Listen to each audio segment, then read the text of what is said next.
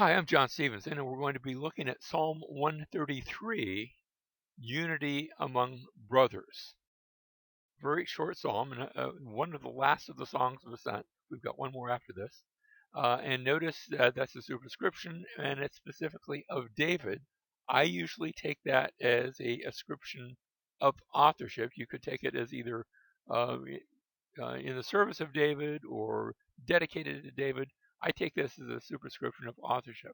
And now the psalm begins, behold, like look, how good and how pleasant. Now, good is our regular Hebrew word tov. That's just the normal word for good. Pleasant isn't quite so commonplace, um, but it's the same word that makes up a name in the book of Ruth, the name Naomi. That's actually how Naomi it is, Naomi. Um, and so, how good and how pleasant it is, and what is so good and pleasant? Here it is: for brothers to dwell together in unity. That becomes our theme for the entire psalm.